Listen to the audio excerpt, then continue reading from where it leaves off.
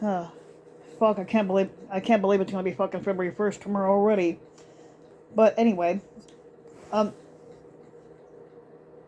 fascists are expertly exploiting the free press media. Now, there's no such thing as a democratic media as the Republicans like to think that there is, but that is a language concocted by the Republican Party and the right-wing consultants with the goal of bullying the American news media into being compliant and subservient to the conservative media, and they are remarkably successful in achieving this goal. Decades later, it is now accepted. It is now an accepted fact among America's political class and the general public and the mainstream news media itself that there is such thing as liberal bias, but no liberal media in the news industry.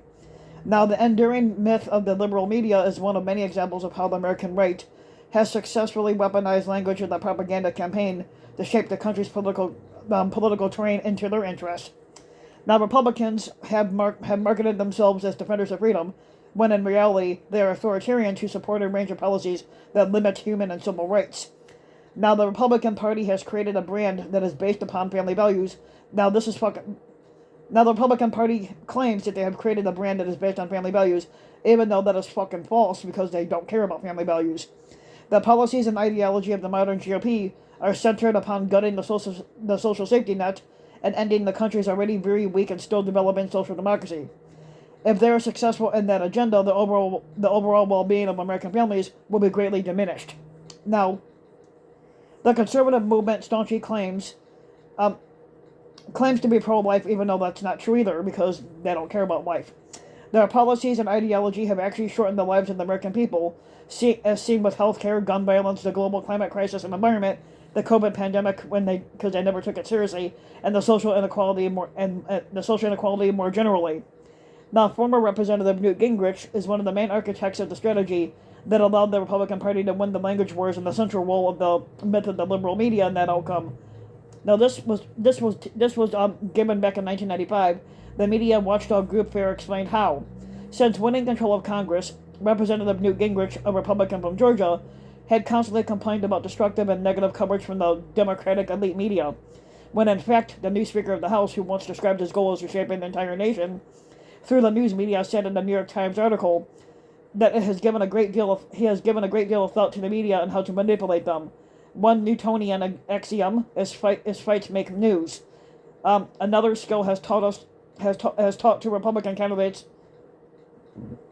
through his political organization called GOPAC is to create a shield issue to deflect from criticism. The clearest expression of Gingrich's philosophy of media came in a GOPAC memo entitled Language, a key mechanism of control distributed to GOP candidates across the country, and the memo's list of words for Democrats and words for Republicans was endorsed by Gingrich in a cover letter. The words in that paper are tested language from a recent series of focus groups where we actually tested ideas on language. Next time you hear Gingrich complain about media focusing on the negative, refer back to that list. In a widely cited 2003 essay at The Nation, media critic and author Eric Alterman said the following about the myth of the Democratic media. Now move over to the mainstream publications and broadcasts often labeled Democratic, and you see how ridiculous the notion of a Democratic dominance becomes. I could go on, but the fucking point is clear. Conservatives are extremely well represented in every facet of the media. The correlative point is that even the genuine Democratic media are not so democratic, and they are no match either in size, ferocity, or commitment for the massive conservative media structure that, more than ever, determines the shape and scope of our political agenda. In a careful 1999 study published in the academic journal Communications Research, 4 scholars examined the use of the Democratic media argument, and they discovered a 4-fold increase in the number of Americans telling pollsters that they discerned a Democratic bias in their news, but a review of the media's actual ideological content, collected and coded over a 12-year period, offered no corroboration whatsoever for this point of view. And the obvious conclusion is news consumers were responding to increasing news coverage of the Democratic bias media claims, which have been increasingly emanating from the Republican Party candidates and officials. The right is working the reps, and it's working. Much of the public believes a useful but unsupportable myth about the so-called Democratic media, and the media themselves have been cowed by conservatives into repeating their nonsensical nostrums virtually nonstop. As the economist pundit Paul Krugman observes, of Republican efforts to bully the media into accepting the parties' Orwellian arguments about Social Security privatization, the next time the administration insists that chocolate is vanilla, much of the media, fearing accusations of Democratic bias, trying to create the appearance of balance, won't repeat that the stuff is actually brown, but at best they'll report that some Democrats claim that it is. In the real world of the right-wing media, the pundits are the conservative shock troops. Even the ones who constantly complain about alleged Democratic control of the media cannot ignore the vast advantage of their side enjoys when it comes to airing their views on television and the opinion pages and on the radio and on the internet. Now, in total, the mainstream news media is inherently small, conservative. As a social institution, it prioritizes making money and it is averse to change. As such, the American mainstream news media also serves an agenda-setting and boundary-enforcing function that sets limits on the approved public discourse. Now, in this role, the Democrats and progressives are routinely silenced out of deference to conservative and right-wing voices, however extreme the latter may be. And because the mainstream news media are aligned with the powerful as a class, they prioritize having access to them in what is a parasitic and symbolic relationship. In practice, this meant that access to the powerful, especially for DC Beltway journalists, is more important than bold truth-telling and consistently speaking truth to power. The conservative nature of the American news media and its institutional bias towards normalcy helps to explain why it has been so unstable to properly pivot and adapt to the realities of the age of Trump, like the rise of the neo-fascism and the country's ongoing democracy crisis, and thus the continued habit of using obsolete norms such as both-sidism and an overemphasis on horse race coverage. An obsession with political personalities instead of systems and power, and an amplification of the controversy of the day instead of fundamental issues. Now, one of the most dangerous examples of how the media has been conditioned by the right through the myth of democratic bias is basically how it is now helping to launder the reputations of several Trump regime members and other Republican fascists. In a very high-profile example of reputation laundering, the New York Times, which is routinely attacked by right-wing media for committing the crime of being democratic bias, a baseless and absurd claim, recently featured a guest opinion essay by former Trump regime advisor and propagandist Smelly Khanjob. Her Times op-ed had contained Trump political pornography such as this. Donald Trump shocked the world in 2016 by being installed in the White House and becoming the first squatter in U.S. history with no prior military or government experience, which is why he should have never been squatting in the White House anyway. He upended the fiction of electability pushed by pundits, the news media, and many political consultants, which arrogantly projects who will or will not win long before the votes are cast. He focused instead on capturing a majority of in the Electoral College, which is how a candidate does or does not win. Even though Trump never technically won, the joke of the Electoral College should have been abolished. And not unlike Barack Obama 8 years earlier, Trump exposed the limits of Hillary Clinton's political inevitability and personal likability connected directly with people, and he ran an outsider's campaign taking on the establishment, which he technically didn't, and tapped into the frustrations and aspirations of millions of Americans. Some people have never gotten over it. Trump derangement syndrome is not a real thing. There is co-centered in their social media bubbles and comforted with self-selected communities suffering from the sameness. The afflicted disguised their hatred for Trump as a righteous call for justice or solemn love for democracy and country. And Trump didn't love this country. He did not like democracy. But millions of Americans, otherwise pleasant and productive citizens, have become naggingly less so. They ignore the shortcomings, failings, and unpopularity of Biden and Kamala Harris. Technically, if you want to take a look at somebody who's not popular and failed, take a look at Trump and Pence. They both failed, and they were both not, and neither one of them were popular. The casual misstatements of an administration that says the border is secure, which it technically is.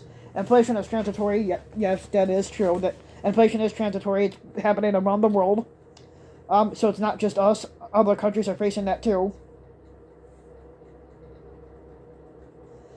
But in her other New York Times edition for a job on Trump's 2024 campaign, Smelly Ann also wrote this: a popular sentiment these days is, "I want the Trump policies without the Trump personality." Technically, Trump never had any policies because he never enacted on anything.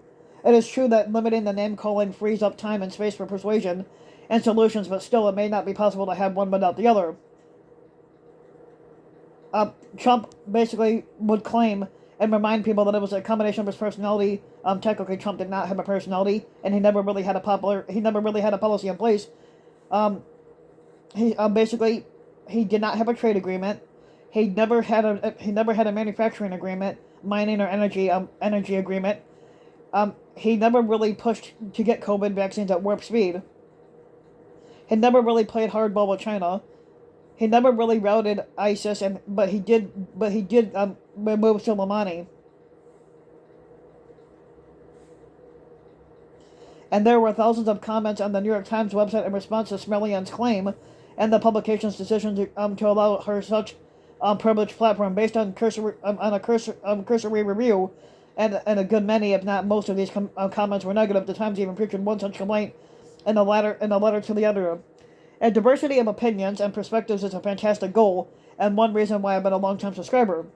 Now, generally speaking, your opinion guest essays are well written and thoughtful, and they provide a point of view that makes one examine a topic with fresh eyes. The opinion from Smellian Khanjab is not that. Time and time again, she employs sloganeering to sling arrows at the Democrats and non-Trumpists in an attempt to burnish the reputation of her former squatter boss. She continues to attempt to turn neighbor against neighbor by perpetuating the othering of Trump detractors and the denial of Trump's and her attacks on voting, democracy, and civil decency. Now, hers is not an opinion. It is a carefully crafted and intentional spin to appeal to people's sense of grievance and to reaffirm the lies and misinformation that they're so ready to fucking believe. Her inclusion in your paper diminishes the quality of debate and galvanizes a person America would be better off forgetting. Now, Smellian Khanjab is representative of a larger pattern where such leading news media outlets such as the New York Times, CNN, CBS, and NBC and others are deciding to amplify and provide a platform to the Trumpists, the Republican fascists, and other right-wing anti-democracy voices. And they are doing this behind the cover of being fair and balanced, when in reality such a decision is based on pure profit maximizing and strategically positioning themselves to be in good favor with the Republican Party and the conservatives and other anti-democratic forces as a type of insurance policy and a security blanket for what promises to be a very perilous and unsettled future. In an essay at Medium, journalist and author Wajahat Ali warns that even in the face of increased threats and a failed coup, too many journalists in mainstream media outlets will continue to pave the road toward fascism with their both sides coverage. He continues on that access journalism is a parasitic relationship. Now, some of these journalists are like small remoras, or they're shark suckers who attach to sharks to get their destination. If they were writing the shark in Jaws, they'd write an article blaming the townspeople for forcing the shark to eat them. Now, there is a class of journalists belonging to legacy outlets and corporate media who are capable of shedding their antiquated toxic skin and adapting to the challenging political and cultural landscape, where disinformation, white supremacy, conspiracy theories, and right-wing stochastic terrorism is the norm. Now, instead, they chase the North Star, which isn't the truth, but rather access to power, ratings, and a path toward personal success. Instead of bending over on their knees to right-wing intimidation and platforming their lies, mainstreaming their hate and engaging on both sides, nonsense to create the fiction of symmetry in an utterly asymmetrical reality, these political journalists need to be biased in favor of the truth and democracy. Now, ultimately, the American mainstream news media needs to engage in a type of personality inventory and a critical self-reflection about its role in democracy and failings and successes in the age of Trump and beyond. Now, in short order, it will do better as it strives to live up to the ideals of the fourth estate and of democracy. A big step in that direction would be refusing to participate in the reputation laundering and rehabilitation of Trump's regime members and other neo-fascists and enemies of democracy in today's Republican Party and larger right-wing and the conservative movement. Now, if the American mainstream news media does not do this necessary and hard work, it is just contributing to its own legitimacy crisis and lack of trust among the American people, which in turn means aiding the Republican fascists and other enemies of a free press and to destroy our democracy. Now, if you like the video, you can give the video a like and subscribe to my channel, RBW King. You can also hit the notification bell so that you'll be notified when a new video comes out. And if you want to support my work even further, you can donate to my Patreon link, which you can find in the About section of YouTube. And for just a little, as a few bucks a month, your donation can help go a long way. And thanks for listening.